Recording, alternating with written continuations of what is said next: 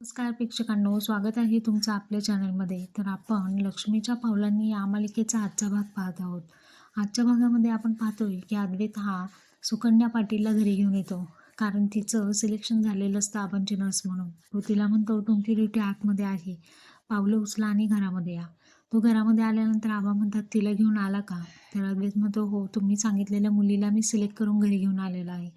तर आता सुकन्या जी असते ती तुळशी वृंदावनाजवळ पाया पडते, कारण माझ्याकडून कोणतीही चूक होऊ दे नको देवी, ही माझी नोकरीचा प्रश्न आहे असं म्हणून पाया पडते. तेव्हा मंगळसूत्र तिला दिसतं. ते मंगळसूत्र घेऊन आतमध्ये येते आणि म्हणते, हे मंगळसूत्र मला दिसलं, कोणाचं आहे? घरच्या लक्ष्मीचंच असेल ना?